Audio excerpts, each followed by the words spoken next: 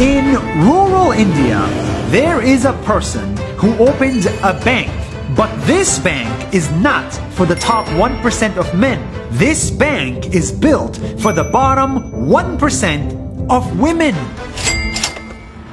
That's right, a bank that helps poor women when no other bank would. Who is this woman? Why did she open such a bank? And how do you make money from helping the bottom 1%? In this small village in India, I found Chetna. Hi Nasdaily, I'm Chetna.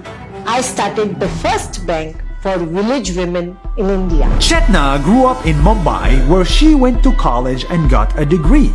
But she noticed that poor women in her country with no degrees worked just as hard as she did, but they never made the same kind of money.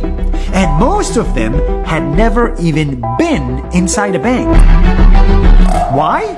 Because they earned less, so banks refused to help them. See, for a rich person to go to the bank and open the account, but poor are rejected.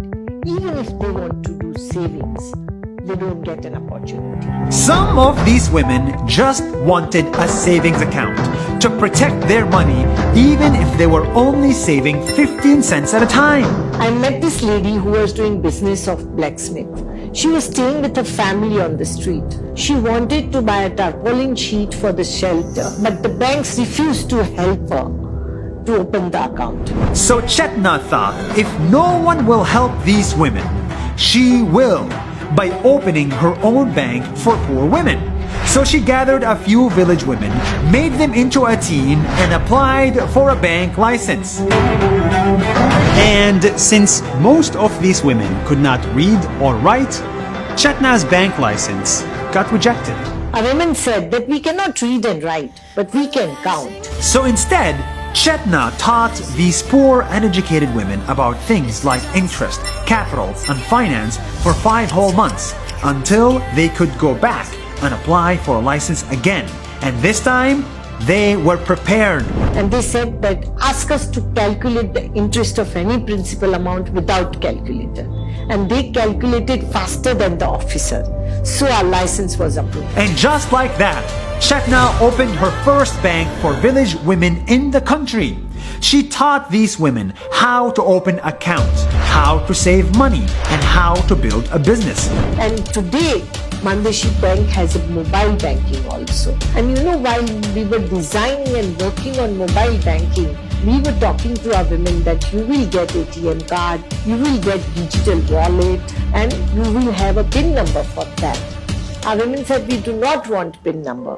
But they said, how about biometric? How about thumb? Why don't we try this solution? And we did it.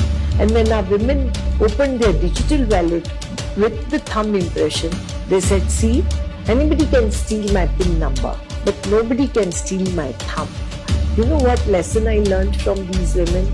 Never give poor solutions to poor people. And after more than 20 years of helping countless women, Chetna's bank became a success. Because today, her bank has more than 170,000 account holders and has loaned over $50 million, helping women start businesses such as a mobile repair shop, a paper plate company, and also face masks for COVID. And of course, the bank itself is run by women. While other banks closed their doors on poor women, Chetna's bank opened new doors for them. And if more countries learn from it, we wouldn't have to worry about things like poverty or income inequality. Because banking, finance, and access to capital should be a human right. Did you like that video?